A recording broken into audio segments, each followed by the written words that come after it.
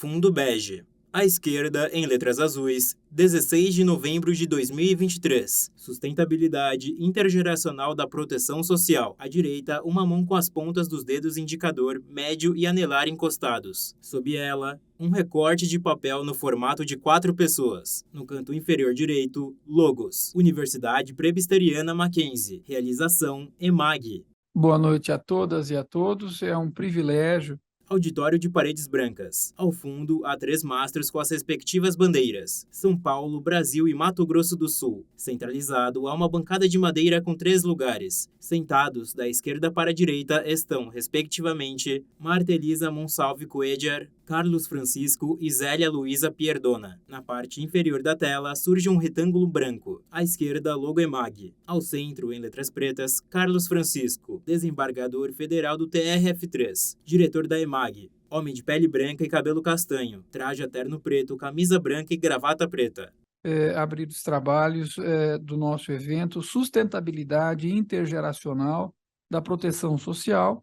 É um evento da modalidade híbrida presencial, com transmissão simultânea via Zoom.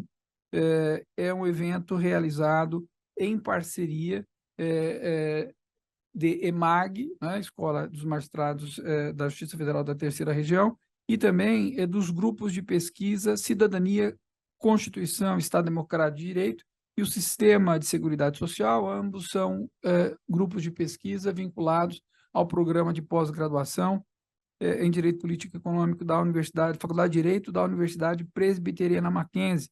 Nós temos hoje a grande honra de receber a professora Marta Elisa Monsalve Cuellar, mas e conto também com a presença da minha querida amiga, companheira de Cope de Cruz, professora Zélia Luiza Pierdona.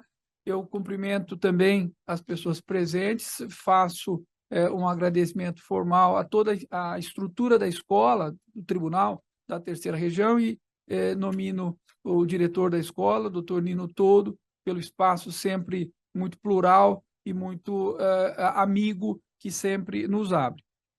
Antes de passar a palavra e apresentar a professora Marta, eu gostaria de tentar colocar todos na mesma página, né? Dentro do nosso programa de pós-graduação, do qual a professora Zélia e eu somos professores, há 2 anos, um pouco mais até, nós temos um projeto de pesquisa que estuda a segurança jurídica coletiva, né?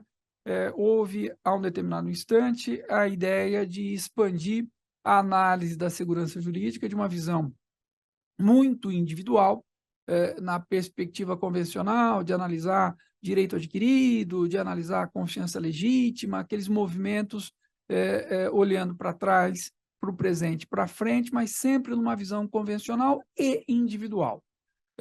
Quando nós nos demos conta que já havia muita discussão, né, com uma preocupação do coletivo, tanto intra quanto intergeracional.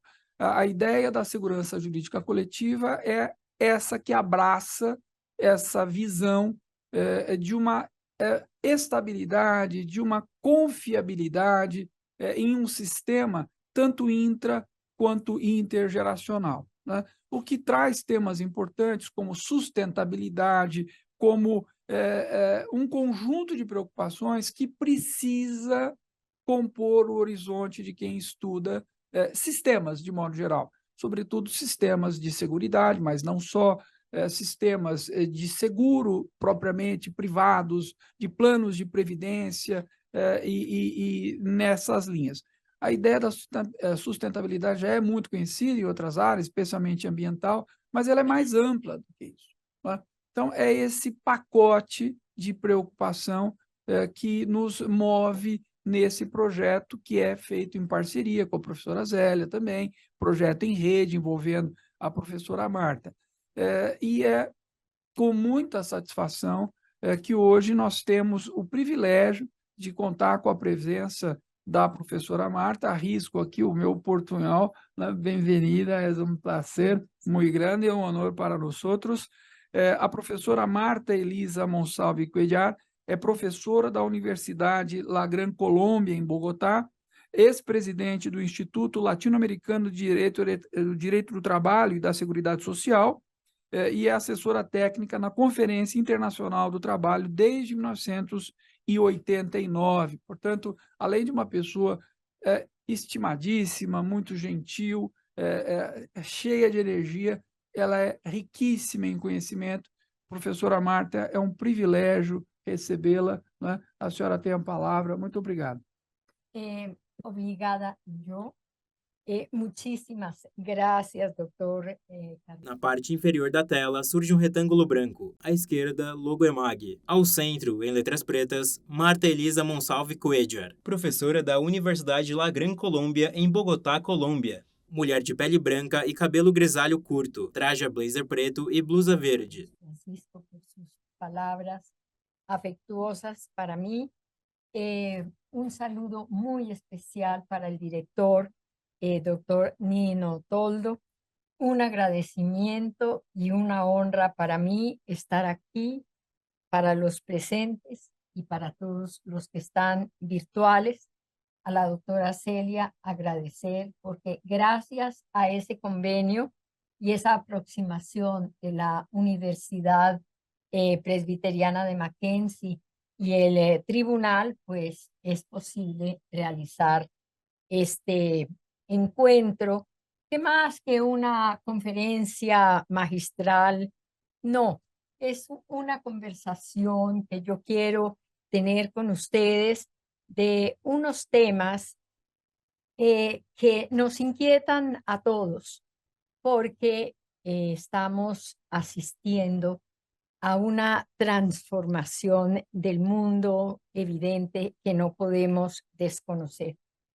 El tema, por demás, muy retador, muy importante, en el que ha pensado inclusive la OIT a través de sus principios de desarrollo sustentable y que pues tocan tantos aspectos y en especial lo relacionado con la protección social y las futuras generaciones.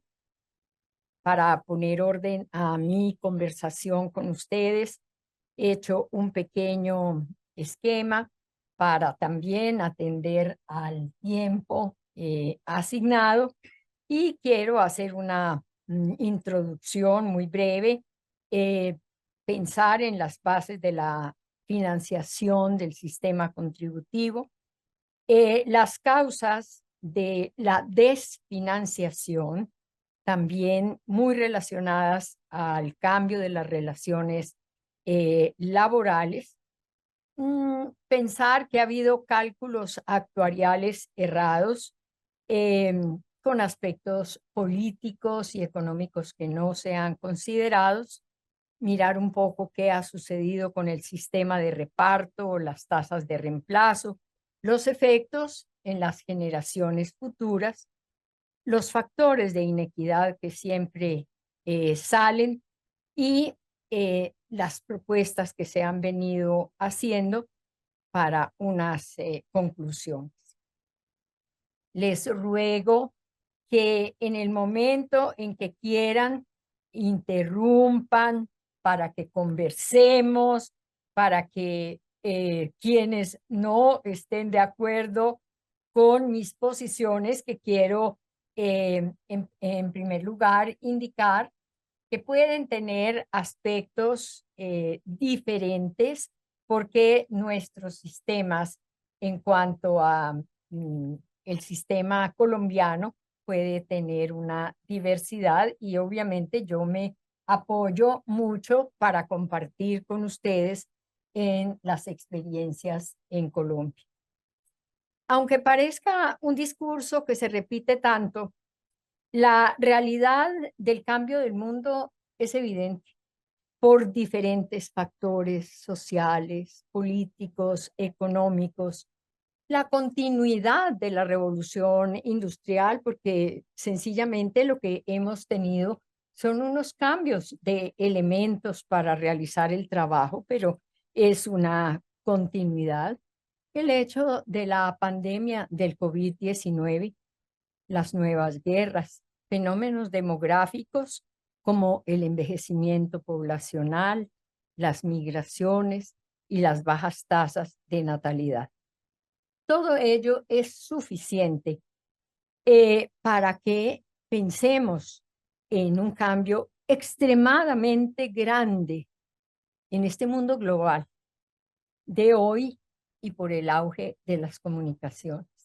Hoy tenemos aquí el ejemplo que siempre he admirado tanto en el Brasil, que nos han llevado una ventaja grandísima a nuestros países en las comunicaciones. Hoy sabemos que hay muchas personas que nos están siguiendo en este evento gracias a la vanguardia de este maravilloso país. Vamos a mirar un poquito las bases de la financiación de los sistemas de seguridad social. Su característica ha sido eminentemente contributiva desde los tiempos de Bismarck y Beveridge, acogidos por nuestros países, el mío en especial. Conversábamos con la profesora Toña, que tal vez acá no ha sido tan evidente. En particular, debo referirme al mío, como les decía, porque pues lo conozco mucho más, aun cuando tengo algunas referencias de otros países que he tenido la enorme ventaja de visitar entre este país que quiero tantísimo. Pero también debo aclarar que muchas de las afirmaciones que hago son producto de mi visión, que pueden o no compartir, lo acepto perfectamente, y que ojalá no sean una utopía.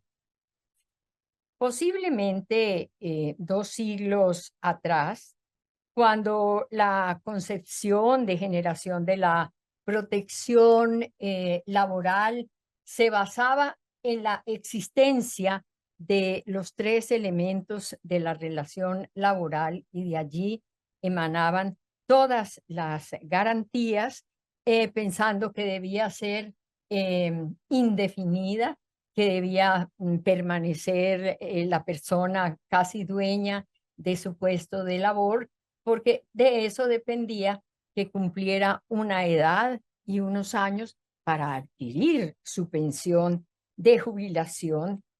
Quien la reconocía era el empleador y obviamente era su responsabilidad.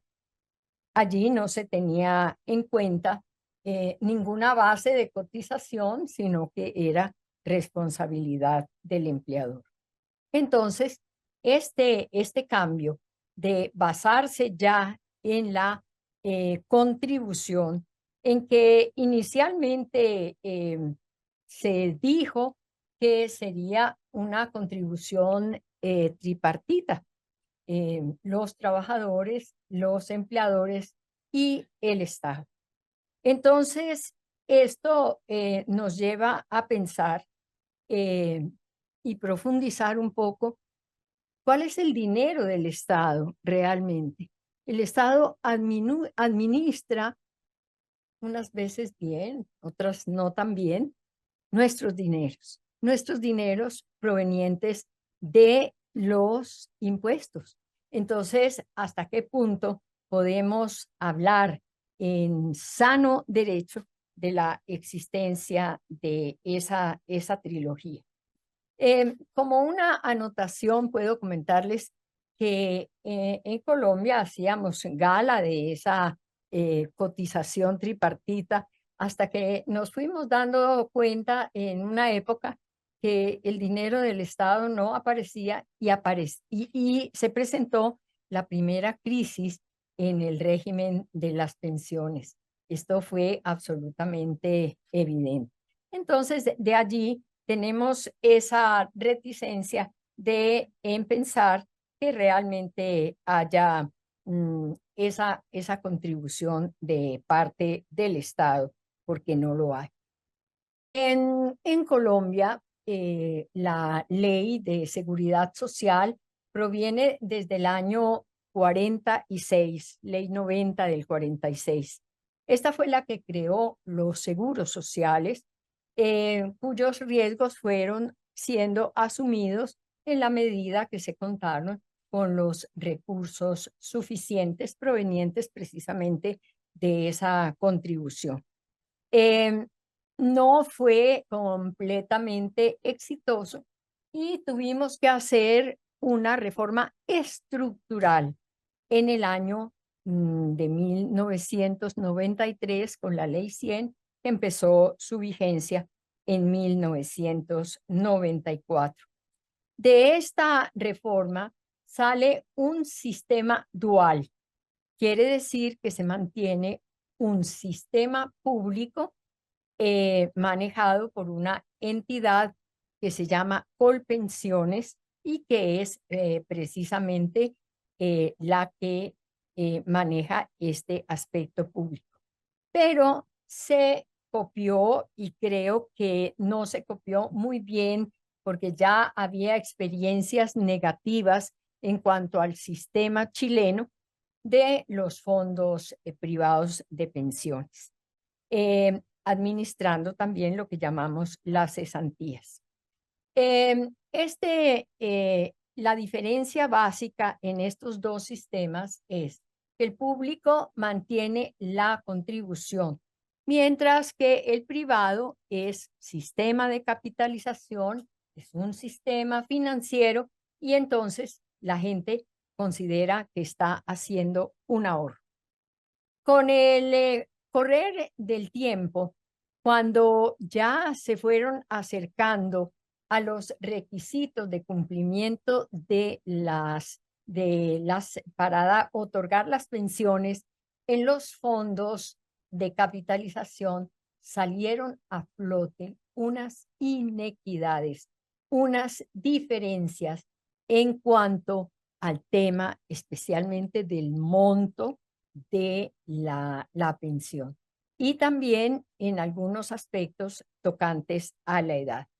Esto pues ha servido precisamente, digamos, de una fundamentación para que estas propuestas de reforma que estamos teniendo en mi país, que son grandísimas porque nosotros tuvimos un cambio de gobierno, de pasar de derecha al sistema de izquierda. Entonces, estas propuestas de reforma que se están considerando son extremadamente opuestas con respecto a lo que traíamos.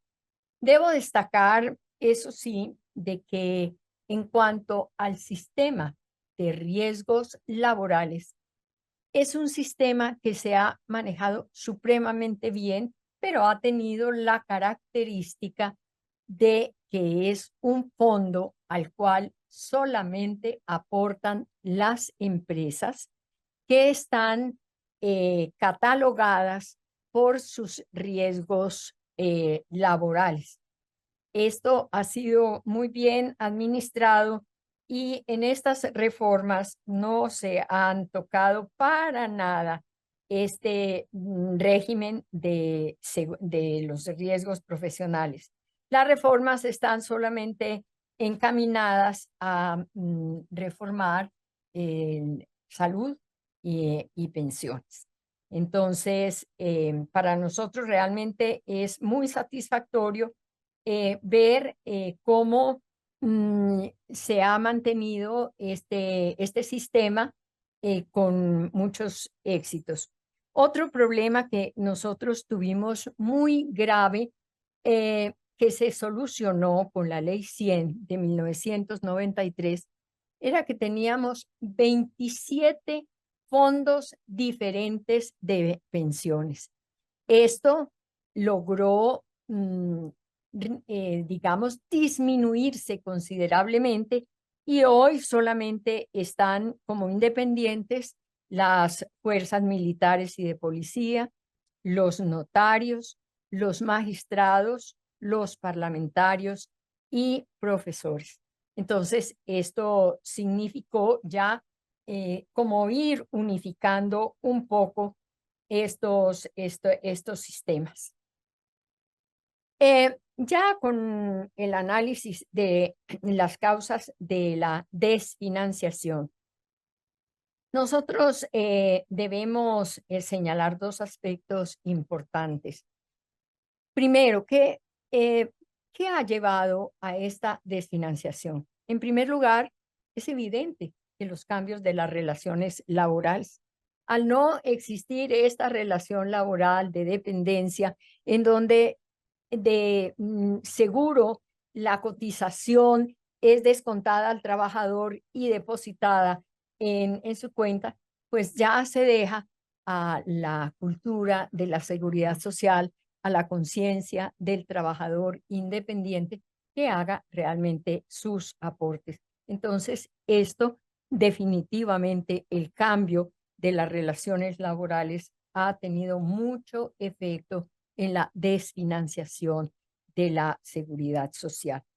Y pues hay que decir las cosas realmente como se debe. Los cálculos actuariales no fueron suficientes, fueron llenos de errores y como tenían tantas consideraciones de tipo político, tenían mucho temor de afrontarlas con respecto a que había que pensar en el cambio de la edad, que había que aumentar el número de las cotizaciones. Nadie quería decir absolutamente nada de eso porque eso no genera votos. En nuestro sistema estaba prevista una revisión quinquenal. Esa revisión quinquenal a mí me parecía absolutamente sabia y era precisamente cada 5 años recalcular con base en el mercado laboral, en la situación económica y hacer los ajustes correspondientes. Se hizo por una sola vez, pero nunca más nadie quiso revisar esa situación porque no iban a tener el caudal de votaciones que se necesitaba. Esos dos aspectos han sido fundamentales, pero también estábamos frente a la necesidad de esa flexibilidad laboral, porque el mundo económico se volvió un mundo competitivo, mal competido, y nuestra producción a nivel de los países, sobre todo latinoamericanos, estábamos sujetos a una competencia absolutamente desleal de los países orientales, en donde no existen las prestaciones sociales. Esto genera el clamor de los empleadores que dicen, hay que flexibilizar las relaciones laborales, necesitamos unos tipos de contratos que atiendan a la temporalidad, que atiendan a la estacionalidad, pero la afectada naturalmente fue la seguridad social, porque en esos periodos de no trabajo, de no contrato, ¿quién iba a cotizar por ellos? Entonces, tenemos realmente que ser muy sinceros cuando estamos analizando cuáles han sido las causas de la desfinanciación de la seguridad social. ¿Para qué? Para poder verdaderamente llegar a una solución, porque no hay realmente causas sin un efecto. Es apenas lógico que de donde se saca dinero en un fondo y no se deposita, ese fondo se agota.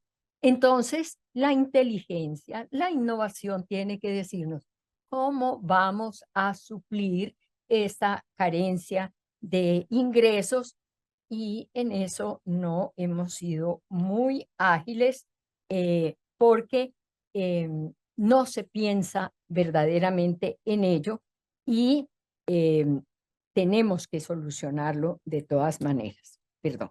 A professora Marta Elisa Monsalve Coeder leva um copo de água aos lábios. Pero ya me he referido un poco al sistema pensional con énfasis en la situación de Colombia naturalmente. Veamos qué pasa en cuanto al sistema de salud. En ese sistema de salud era absolutamente evidente la contribución del porcentaje del empleador y del trabajador. Para una satisfacción nuestra, tenemos el sistema. No auditório, em frente à bancada, há poltronas cinzas enfileiradas. Sentados estão uma mulher de pele branca e cabelo castanho curto e cacheado, traje blusa verde e calça branca. Uma mulher de pele branca e cabelo castanho na altura dos ombros, traje blusa preta e calça estampada. Mulher de pele branca e cabelo preto ondulado, traje blusa amarela, calça verde e óculos de grau vermelho. Uma mulher de pele negra e cabelo cacheado preto, traje blusa branca e calça preta. Um homem de pele branca e cabelo grisalho, traje jaqueta verde, camisa preta e calça cinza. Homem de pele branca e cabelo branco, traje terno preto, camisa branca, gravata amarela e óculos de grau preto. Ao fundo, há uma cabine com uma parede de vidro. Nela, há computadores. Em frente a eles, um homem de pele branca, traje a camisa social branca. Ao lado dele, uma mulher de pele branca e cabelo castanho na altura dos ombros. Traje a blusa amarela. A imagem retorna para a professora Marta Elisa Monsalve Coellar. No solamente contributivo, sino subsidiado. Y ese sistema subsidiado atiende a una gran cantidad de población, digamos, vulnerable. Esta atención es una atención muy buena y se extiende a beneficiarios. Se construye la posibilidad de esa solidaridad y de poder tener ese sistema subsidiado porque existe una tasa, un porcentaje de quienes devengan más de 4 veces el salario mínimo legal existente. No auditório, sentados, estão uma mulher de pele branca e cabelo castanho preso. Traje a blusa branca, calça branca com listras pretas, sapato de salto branco e óculos de grau preto. Uma mulher de pele branca e cabelo longo preto. Traje um vestido rosa, uma sapatilha preta e óculos de grau vermelho. Um homem de pele branca, cabelo e barba grisalha. Traje a camisa bege, calça, tênis e óculos de grau preto. Uma mulher de pele branca e cabelo castanho ondulado na altura dos ombros. Traje a blusa branca e óculos de grau. A imagem retorna para a professora Marta Elisa Monsalve Coellar. Hay un porcentaje que va a alimentar ese fondo para sostener la salud subsidiada. Tenemos un 99% de cubrimiento. Yo no les voy aquí a venir a decir que sea el mejor, pero es de buena calidad. De allí que nos preocupe mucho la situación que en este momento se vive con respecto a las entidades prestadoras de salud. Hay que ser absolutamente conscientes. Los costos han aumentado para todo el mundo. Entonces, si aumentan para todo el mundo, las empresas tienen mayores costos por los medicamentos, por los salarios que tienen que pagar a sus profesionales, pero esos ajustes no se han dado en la medida en que debieran darse. Tenemos también el sistema de unidad por capitación. Es el cálculo que se hace de cuánto le cuesta en el sistema de salud cada persona. Hace 10 años no se ajustan esos valores. Ha cambiado el dólar, ha sido una moneda muy fluctuante y tiene mucho que ver con nuestros sistemas. Además, lo que les decía de los costos de los medicamentos, todo ha subido y en este momento hay una gran crisis en las entidades de salud por el no ajuste de la unidad y además por no permitir hacer los ajustes en medicamentos. Pues este gobierno que quiere regresar 70 años atrás, volviendo a la sanidad pública, encontró el mejor medio de acabar con la salud en Colombia. Fácil, muy fácil. No deja ajustar la unidad por capitación y encontró otro sistema mucho mejor. Las EPS contratan con las IPS, las clínicas, los laboratorios, los procedimientos especializados. Entonces, esos dineros deben pagarse rápidamente. No, el gobierno está demorando 3, 4, 5 meses estos pagos, los hace a cuentagotas, un dinero devaluado, porque lo que no se paga en el momento de la exigibilidad ya está devaluado. Entonces, en este momento hay una situación muy crítica, demasiado crítica en la salud en Colombia. Y cuando nosotros también analizamos qué ha pasado con el sistema de pensiones, que también está amenazado en su financiación, tenemos que resaltar el enorme trabajo del sistema de salud, que sencillamente ha contribuido a que vivamos más en mejores condiciones, gracias a la salud preventiva, gracias a toda la educación que nos han hecho con respecto a la alimentación, al ejercicio, al cuidado, a la prevención. Entonces, fíjense ustedes cómo se interrelacionan unas causas con las otras, y tenemos que ser absolutamente atentos. Para ya ir cerrando, porque no quiero extenderme para que podamos conversar, debo señalar cómo los sistemas de reparto están siendo, digamos, una amenaza para las generaciones venideras. Nuestros jóvenes, y con toda la razón, están viendo con gran preocupación. Nosotros estamos sosteniendo a las personas que están pensionadas, y nuestra pensión, ¿de dónde va a salir? Por lo que yo les decía, esas tasas de reemplazo no se están dando por la sencilla razón de que hay menos cotizantes. Tenemos unas tasas muy bajas de natalidad. Entonces, todo esto está afectando. Y si consideramos este problema, o digamos no es problema, porque es algo muy importante, porque como les decía, es un éxito de la salud, el cálculo probable de vida es cada día mayor. Para el año 2050, el 85% de la población del mundo será una población envejecida. Y no calculamos esas pensiones a tan largo espacio. Estábamos convencidos de que una mujer a los 74 años, adiós, ya estaba muy lejos. Pero ahora tenemos una larga y activa vida, y sencillamente no alcanzamos a cotizar para tanto tiempo.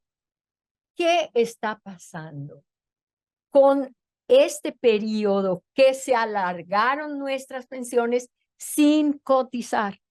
Necesariamente está originando un desfase muy grande en este fondo.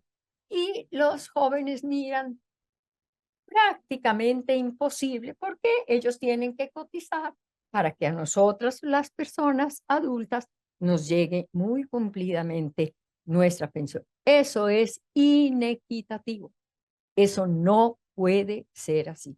Y conversábamos con la doctora Celia de todos estos temas, y le decía, yo siento que una persona como yo, que he tenido la posibilidad de vivir tantos años, de vivir muy bien, de estar muy bien y seguir trabajando, tengo una obligación con el sistema. A mí me debieran retirar una parte de mi pensión gradual, que tenga acuerdo para esos fondos como solidaridad. Eso no se hace en nuestro sistema. En otros posiblemente sí, y en el sistema público en Colombia hay la posibilidad de que si un pensionado trabaja, deja a un lado la pensión, recibe el salario si le es más benéfico, pero de ese salario tiene la obligación de aportar.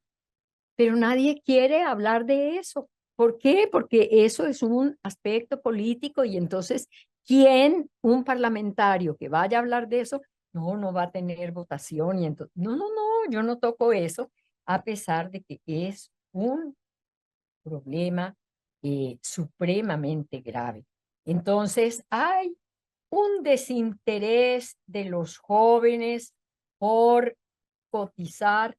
Yo les pregunto a mis estudiantes, ¿usted qué piensa con respecto a las cotizaciones para pensión? Yo, pensión, pues estoy muy joven. Mm, Eso allá más adelante se verá. Entonces, no estamos trabajando suficiente en la cultura de la seguridad social y además nuestros jóvenes están completamente desmotivados con el sistema porque ven las posibilidades de su pensión demasiado lejanas. Desde hace muchos años se viene hablando de este problema de la desfinanciación, especialmente del sistema pensional. Y hay un estudioso, investigador que ha trabajado mucho con la Organización Internacional del Trabajo, que es precisamente Carmelo Mesa Lago. Recientemente presentó las conclusiones de sus últimos estudios y está proponiendo 5 pilares, pero de esos pilares hay unos que se mantienen en el sistema contributivo, pero además analiza las otras posibilidades. Pero llama mucho la atención, digamos, es que parece que somos cíclicos en la historia de la humanidad. Los países nórdicos están volviendo al sistema de los seguros colectivos, los seguros, ese sistema de tener la posibilidad de unas pensiones o de una asistencia, pero a través del sistema de seguros, que ese lo analizamos mucho precisamente en los Estados Unidos, que ellos tienen su affidavit, que es precisamente la construcción de servicios de salud y de pensiones a través del sistema de los seguros. Si no afrontamos este problema con la seriedad con que debemos afrontarlo, con bases técnicas, con estudios económicos, esto no pueden ser ni problemas políticos, ni pueden ser banderas de gobiernos progresistas, no, esto hay que tomarlo de una manera mucho más seria. Recordaba también cuando participamos de la construcción de la recomendación 202 de 2012 sobre los pisos mínimos, porque el convenio 102 de 1952 no presentaba ratificaciones. Cuando empezamos a construir esa recomendación, había 23 países que habían ratificado este convenio. Empezamos a estudiar, bueno, ¿cuál es la causa realmente de esta baja ratificación? El temor que tienen los estados de asumir cargas económicas, porque no nos digamos mentira, la seguridad social es muy costosa. Entonces, verdaderamente nadie quiere afrontar este problema económico con toda la seriedad. Pensamos que con esta recomendación se iba a incentivar la ratificación, pero hoy 43 países han ratificado el convenio. Hoy, precisamente cuando organizaba mis ideas, ingresé a la página, pero la lista de los países que no han ratificado es inmensa, de modo que no hemos avanzado nada, así tengamos convenio y recomendación. Pero de otras formas, también llama la atención que uno de los instrumentos internacionales precisamente ahora del centenario en 2019, se dio precisamente un estudio de una comisión que habla del informe sobre una protección social universal. Esto ¿qué nos hace pensar? Que realmente la OIT está volviendo por uno de esos pilares iniciales en su constitución. Solo a través de la seguridad social podemos combatir la pobreza, y al combatir la pobreza estamos garantizando una paz universal. Yo creo que hacia allá tenemos que caminar, hacia allá nos tenemos que esforzar, y esa tiene que ser una misión de ustedes, los más jóvenes, y los que ya estamos cumpliendo nuestras tareas, seguir insistiendo en esa protección social universal. Muchísimas gracias. A professora Marta Elisa Monsalve Coedger sorri e abaixa a cabeça. Todos aplaudem. Obrigado, professora Marta. É sempre enriquecedor, mas, sobretudo, preocupante, né?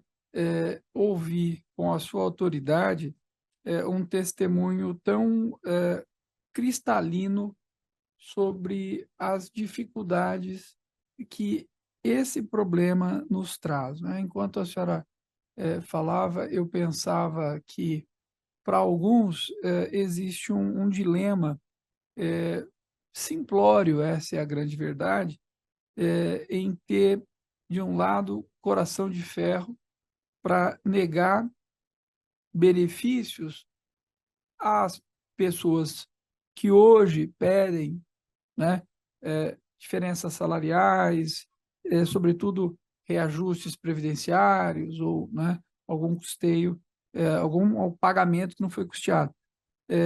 E quando se pensa em gerações futuras, a oposição, a ideia contrária é que você não tem bola de cristal para prever quais são essas necessidades, né?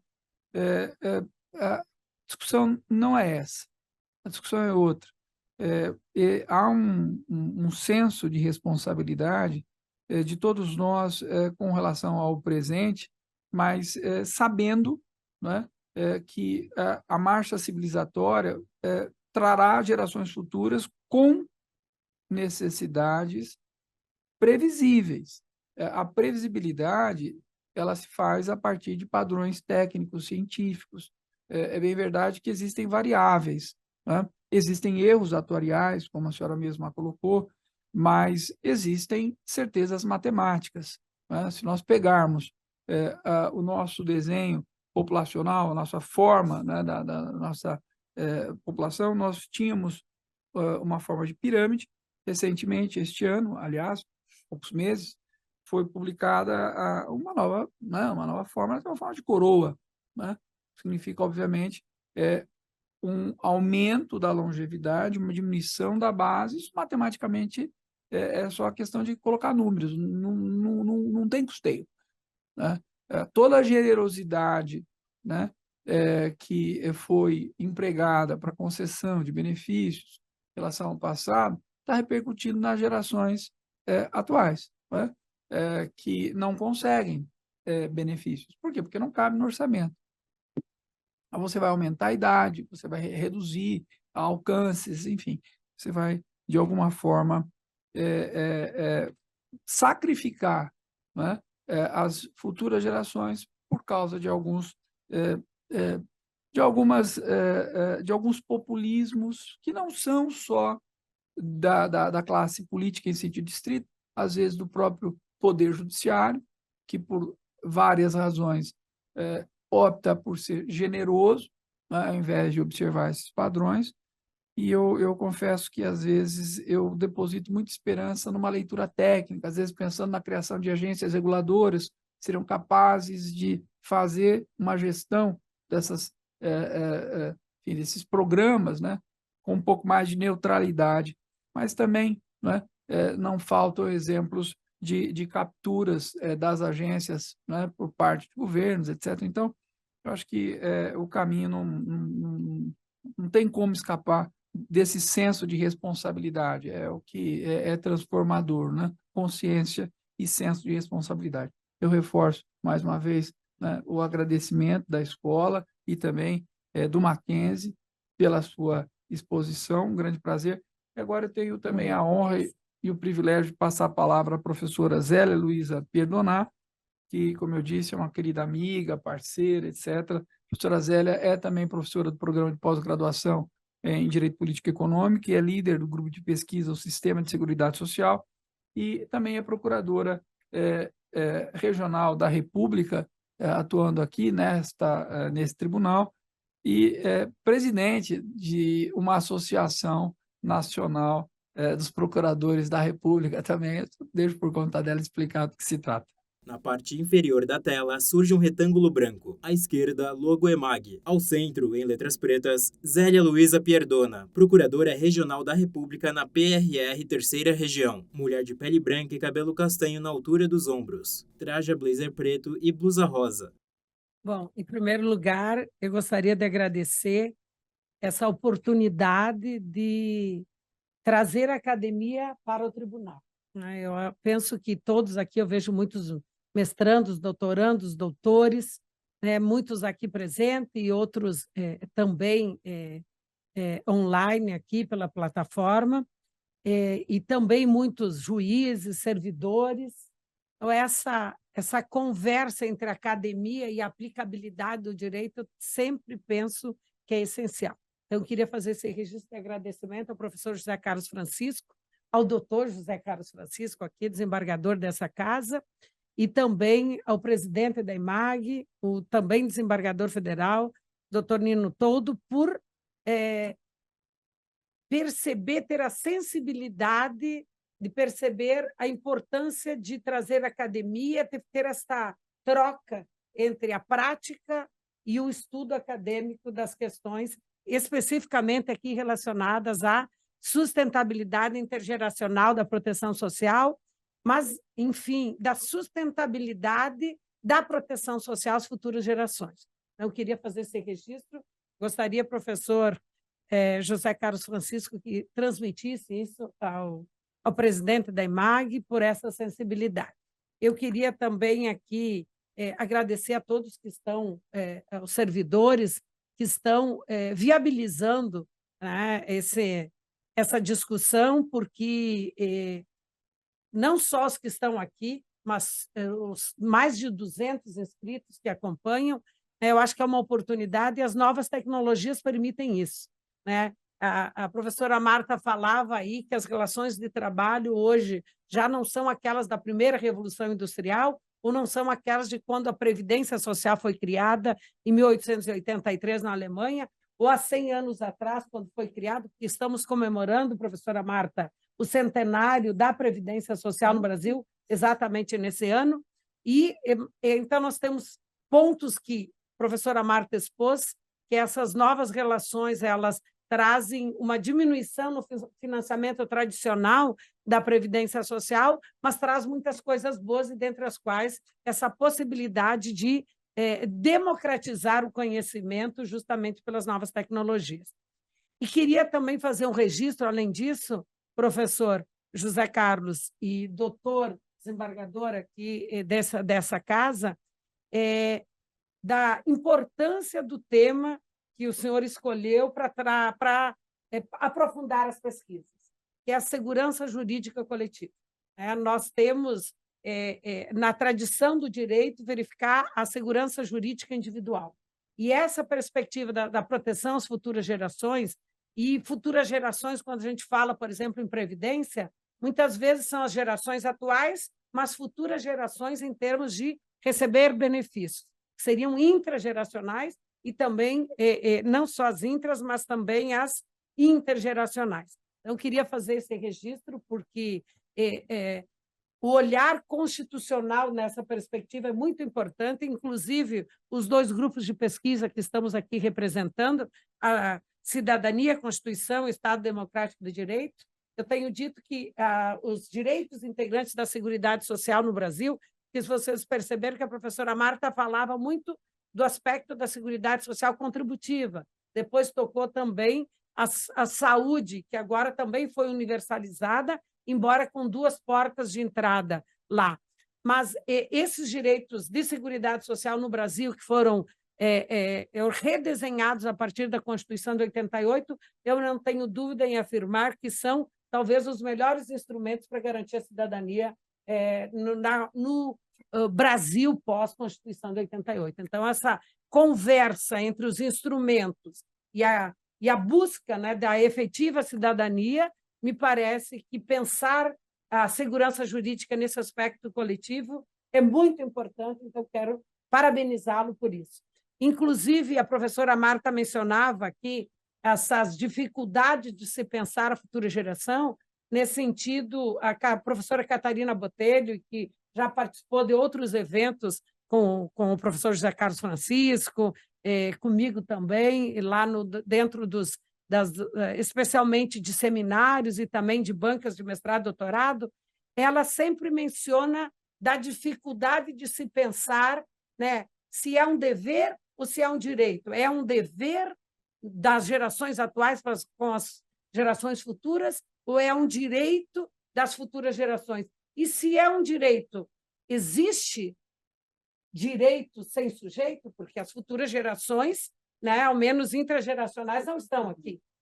Então, ela tem, assim, eu acho uma tendência, e eu também, de pensar no dever das atuais gerações às futuras gerações, esse dever. E é importante, professor, porque hoje de manhã mesmo estava numa banca de qualificação, doutorado, e se mencionava da sustentabilidade ambiental. E não tem dúvida, eu percebo aqui nos pareceres do Ministério Público ou em ações promovidas pelo Ministério Público em matéria ambiental, nos acórdãos, nas decisões proferidas por esse tribunal, que existe uma preocupação na sustentabilidade ambiental, mas pouco tem se discutido a questão dos outros dois E's da sustentabilidade, o social e o econômico. A professora Marta disse que nós, os países latino-americanos ou mesmo europeus, nós dizemos, como é que nós vamos garantir o desenvolvimento econômico se nós temos que concorrer com gastos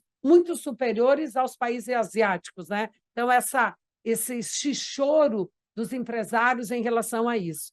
Mas, nesse contexto, por isso que eu sempre tenho dito que não se pode pensar, professor José Carlos Francisco, só no edo ecológico, mas também no edo econômico e também no aspecto social da sustentabilidade. E aí, quando nós pensamos em segurança jurídica coletiva, eu penso que estamos vendo um viés desta sustentabilidade, e nós aqui na fala de hoje da professora Marta, em relação à sustentabilidade social. E a professora Marta aqui mencionava, né, ela falou do convênio, né, da Convenção 102. A Convenção 102, para quem não tem assim um profundo conhecimento em relação às normas expedidas pela Organização Internacional do Trabalho, esse 102 estabelece normas mínimas em matéria de seguridade social. E a professora Marta disse essa convenção é de 1952, né? Olha quantos anos, já temos 70 anos dela, e a professora Marta disse que hoje apenas 43 países firmaram esta convenção.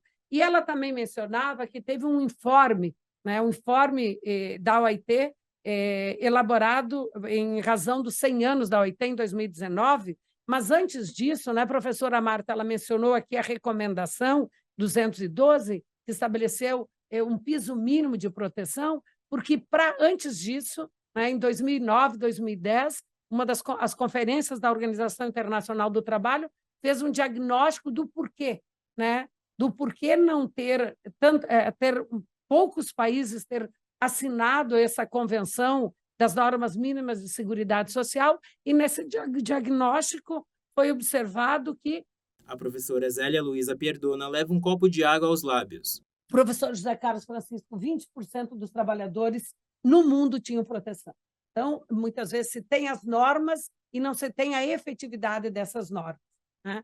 E aí, por isso que em 2012 veio essa recomendação de piso mínimo. E tem muitas discussões em relação a isso, e agora, quando veio esse informe, e a ideia é uma proteção social universal, talvez uma proteção social em pisos mínimos, porque muitas vezes a gente pensa, ah, não, seria uma regressão pensar em pisos mínimos. Mas mesmo aqui no Brasil, nós temos 47% dos trabalhadores da iniciativa privada na informalidade. E esses não têm proteção nenhuma. Né? Então, eu acho que nesse contexto, eu diria que não basta pensar nas futuras gerações, mas nas atuais gerações. Será que esta proteção que nós temos ela é adequada para garantir tudo isso? E aquilo que a professora Marta disse, né? Muitas vezes não é conveniente para um legislativo, para um executivo defender propostas que não sejam simpáticas aos atuais eleitores. A professora Catarina diz isso. Né? Será que o legislador e o executivo, ao estabelecer uma política, ele vai se preocupar com as gerações futuras? Porque não são as gerações futuras que vão votar por uma futura eleição. É a geração atual. E ainda a geração atual, a professora Catarina divide em aqueles que, não, quando se fala em previdência social, aqueles que ainda não ingressaram no mercado de trabalho e não são segurados, aqueles que estão trabalhando e contribuindo, mas não são beneficiários, que seria aquilo que nós chamamos de intrageracional, e aqueles que já recebem benefício. A professora Marta, ela disse, por que não pensar numa contribuição, né, na inatividade dos beneficiários? Aí, todos nós que somos beneficiários do regime próprio sabemos que no regime próprio há uma contribuição, mas uma contribuição que incide no que ultrapassa o teto do regime geral, que hoje é 7.504. Talvez, para pensar talvez a gente tenha que pensar em saídas, daí a professora Marta disse em trabalhos técnicos, para se ter uma ideia, professor José Carlos Francisco, a contribuição, né, do contribuinte individual que recolhe com o microempreendedor individual, ou mesmo do que trabalha, que é aquilo que foi denominado em 2012 a proteção à dona de casa, né? Mas aqui, então, para estabelecer uma igualdade de gênero, então, a contribuição daquele que exerce só as atividades domésticas, né? E é de família de baixa renda, tanto do microempreendedor quanto do facultativo que está no âmbito residencial, ele recolhe 5%.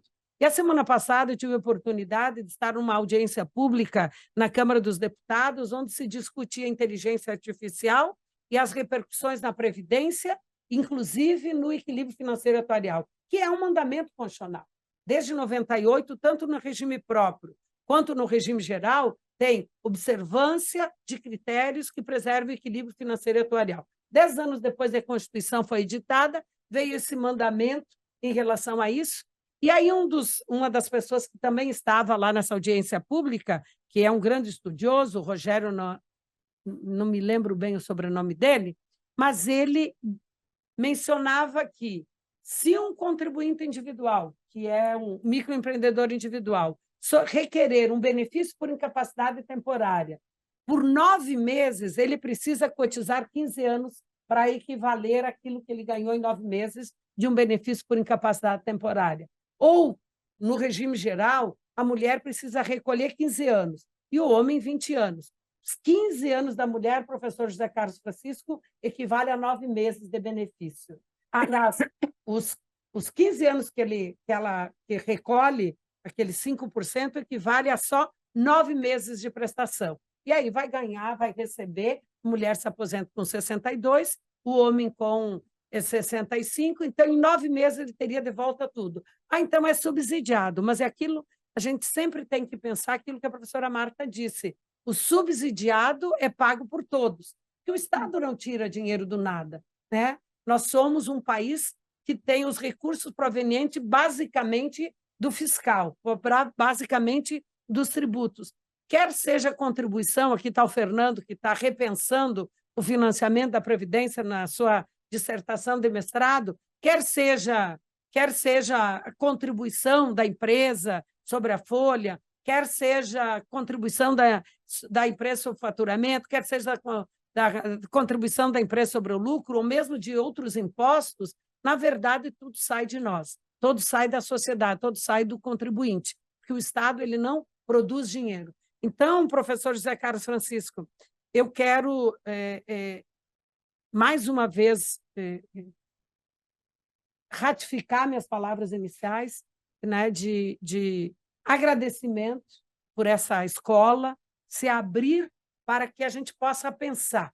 Porque seria talvez até simpático da nossa parte dizer, não, tem que conceder direitos, tem que ter mais inclusão previdenciária, vamos reduzir alíquotas, mas tudo isso é sustentado. E agora nós estamos vendo nessa reforma tributária que, em última instância, quem paga, inclusive numa proporção maior, são os mais vulneráveis, porque, ao menos até na tributação atual, o maior percentual da tributação se dá e de forma indireta. Então, eu vou comprar esse copo, eu pago um conjunto de tributos. Eu vou comprar esse copo. Alguém que ganha o salário mínimo vai comprar esse copo e paga a mesma tributação. Por isso que a gente diz que quanto mais vulnerável economicamente maior percentual paga proporcionalmente de tributação. Então, às vezes, quando eu dou um parecer favorável ou não a um medicamento, a um tratamento que não está numa lista, ou a flexibilizar o ordenamento previdenciário, ou flexibilizar uma proteção assistencial, eu tenho que saber que aquilo vai significar alguém pagando mais.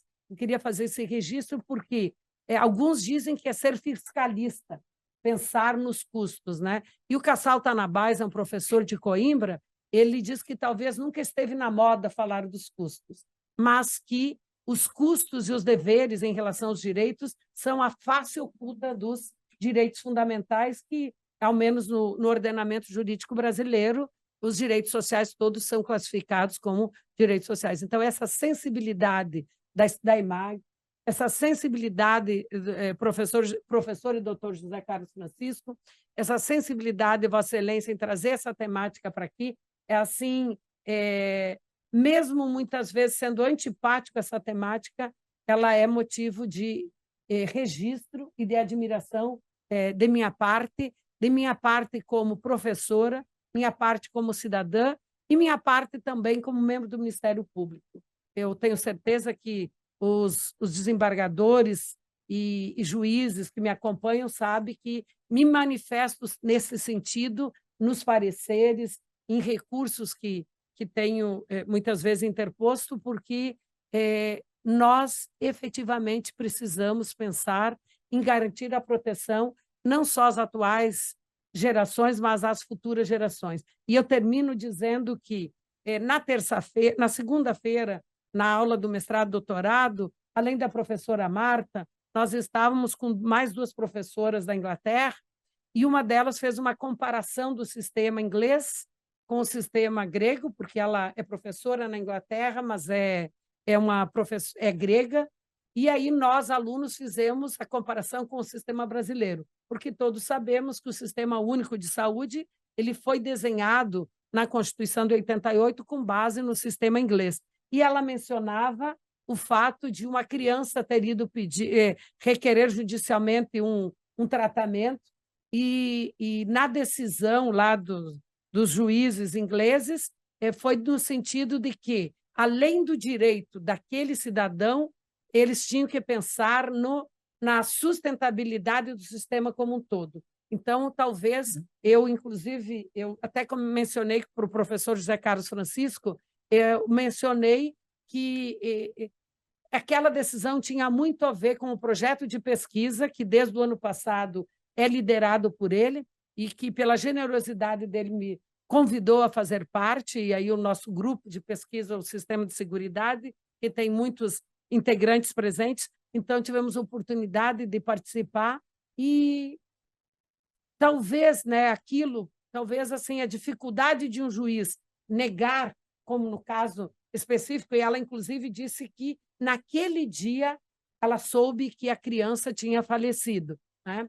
Então, as dificuldades muitas vezes de um juiz negar um tratamento que não está dentro daquele selecionado pelo executivo e pelo legislativo, mas muitas vezes, quando eu penso coletivamente aquele sistema, e foi o caso do juiz inglês, ele pensou talvez salvou muito mais do que uma vida, né? Então, porque não é o direito de um, é o direito de um frente ao direito da coletividade. Então, faço esse registro, professor, devolvo a palavra para o senhor e quero, mais uma vez, parabenizá-lo pela escolha do tema do projeto de pesquisa e por trazer essa discussão em relação à proteção, porque todos nós sabemos hoje que o maior número de ações na Justiça Federal está relacionada exatamente à proteção previdenciária. Muito obrigada. Muito obrigado, professora Zélia. É uma discussão que nós temos há muito tempo, é um objeto de estudos que temos há muito tempo. Eu só pontuar de uma maneira muito didática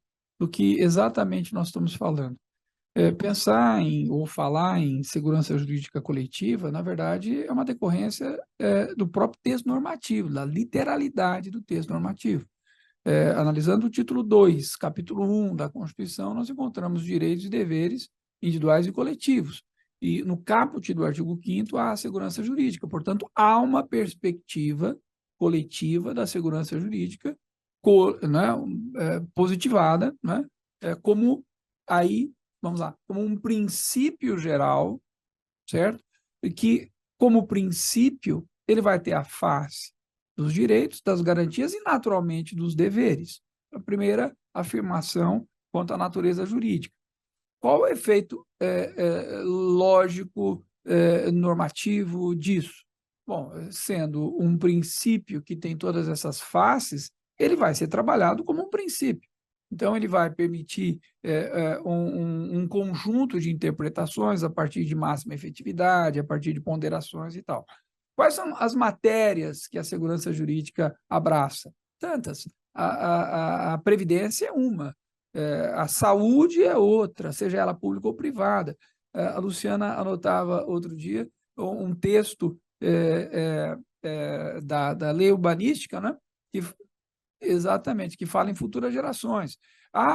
Eu gosto de citar esse artigo, é um artigo muito interessante, se não me engano, é o artigo 10º da Constituição do Japão, que é um país, obviamente, de uma cultura de vanguarda, fala na responsabilidade de em relação a futuras gerações, de modo amplo, sem restringir ao meio ambiente. Mas é evidente que o meio ambiente traz essa discussão já há muito tempo, né? Porque há padrões científicos acusando os problemas que todos vemos hoje e sentimos hoje, não por acaso, né?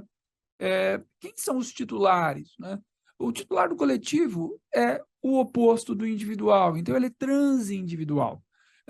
Por que a palavra transindividual? Porque ela abraça tanto os sujeitos de direito que existem hoje, que fazem parte, por exemplo, de um plano de seguro privado, portanto, são sujeitos de direito que existem, então eu não tenho de pensar em alguém que não existe, mas quando vem a questão, mas e quando do amanhã, né? Sujeitos de direito do amanhã, isso é uma categoria jurídica que também não é estranha ao nosso sistema. Talvez a mais elementar delas seja a proteção do nascituro, né? Mas muito além, o próprio direito ambiental, trazendo a sustentabilidade, já levou de muito tempo essa discussão, que nós tentamos pegar categorias muito antigas e encaixar ideias muito diferentes, né? No centro, no coração da ideia da segurança jurídica coletiva, existe a sustentabilidade. Não por acaso, hoje, nós temos o privilégio de ouvir a professora Marta.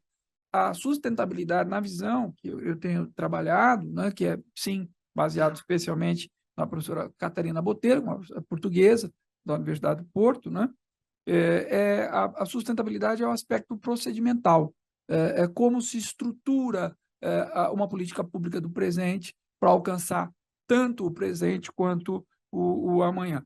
E como isso se encaixa na nossa prática judiciária? Parece alguma coisa acadêmica, alguma coisa distante, alguma coisa que não esteja acontecendo e que as decisões judiciais de hoje, enfim, podem se dar o luxo de não notar. Não, pera lá.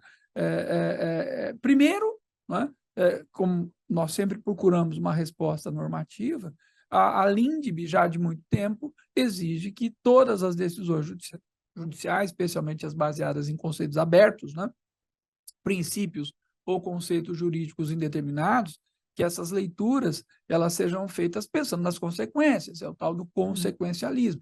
Então, isso tem de estar no nosso horizonte. né? Mas o que me parece importante é sempre realçar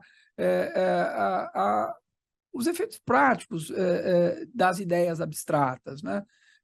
E a minha geração, isso parece até um rancor ou uma revanche, né? Mas a minha geração é a geração que vai trabalhar até os 70 anos no serviço privado, que eu também tenho um serviço privado, e dificilmente eu vou receber aposentadoria integral, né? Em compensação, eu vi pessoas trabalhando até os 40 com aposentadoria integral, contribuindo 5 anos.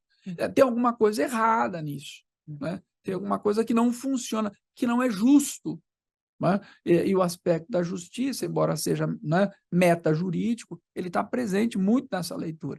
Então, quando você pega uma leitura dogmática, quando você pega uma leitura ética, enfim, até quando você vai recorrer a elementos de justiça, a gente tem de colocar essa preocupação do coletivo no nosso horizonte. Essa é a ideia que eu queria mostrar a vocês e a importância de ter pessoas com experiência, riqueza de informação da professora Marta para nos permitir pensar em sustentabilidade. Eu agora, já avançando o horário, mas eu me sinto na obrigação e muito mais também no prazer em perguntar se primeiro vocês aqui presentes têm alguma pergunta e depois a gente vê se há pergunta pela internet, pelo online. Alguém aqui presente quer fazer uso da palavra, quer perguntar ou fazer alguma observação? Oi.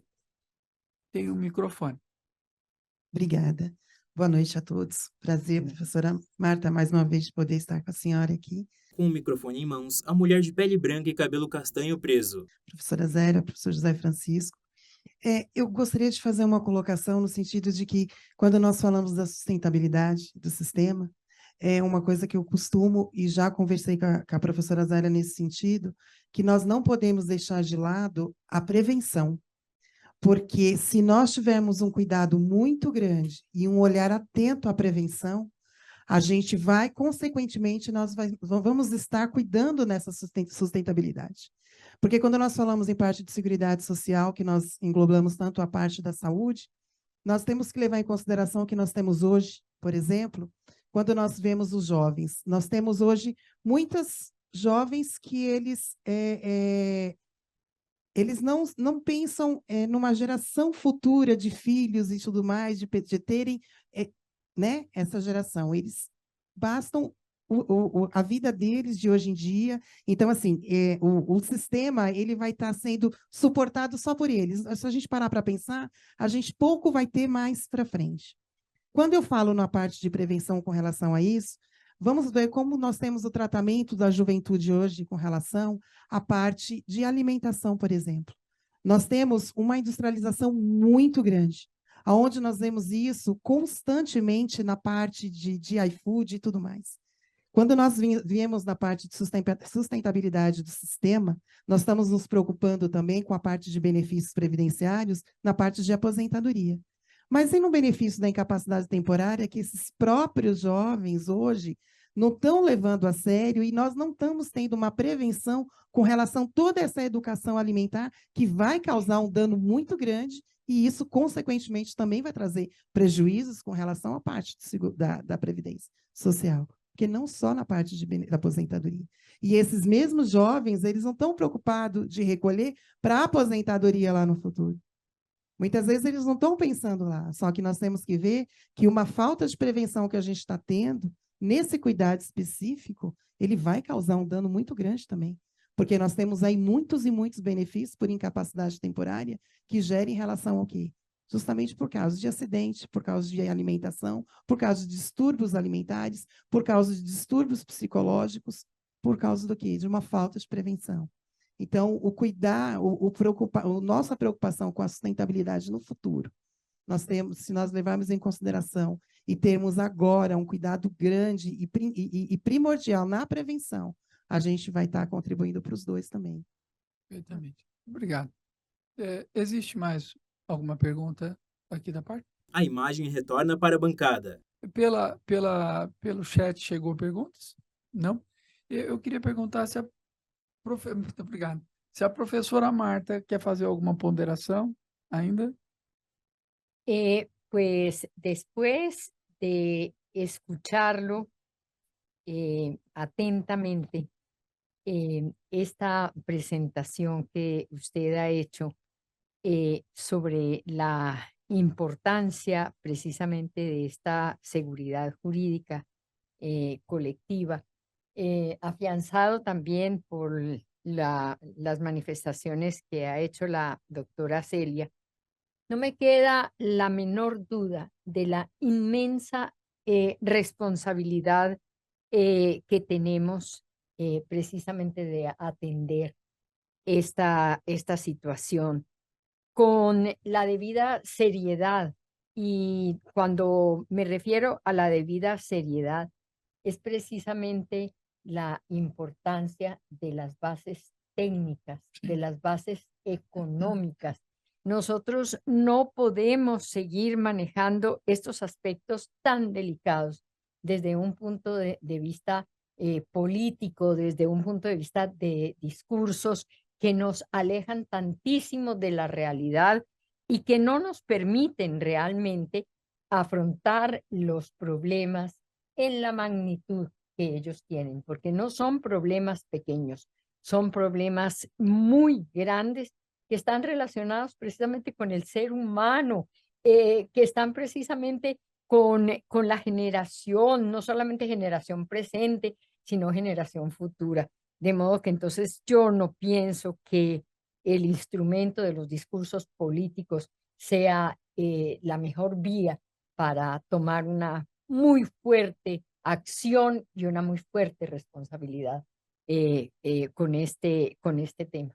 Es una invitación y la llevaré a mi país como un gran aporte que he recibido de parte de ustedes con una enorme satisfacción. Muchas gracias, usted muy generosa, muitas graças. O político faz parte, nós temos de conviver com ele, mas tem de ter um espaço que o técnico ocupa, né? Ele não pode ser vencido sempre pelo político. Professora Marta, professora Zélia, eu reforço mais uma vez a riqueza, a grande oportunidade e a honra de recebê-las aqui. Muitas graças, né? Espero vê-la mais vezes aqui. Agradeço também a direção da IMAG, né? Javan, grande Javan, Zé Roberto, todos que fazem esse evento, doutor Nino, que nos sempre abre espaço, e, sobretudo, agradeço a todas e a todos, né? Esperando revê-los em breve. Um grande abraço, boa noite. Boa noite. Fundo cinza. Ao centro, em letras vermelhas e azuis, EMAG. Esferas coloridas emolduram a letra G formando um triângulo.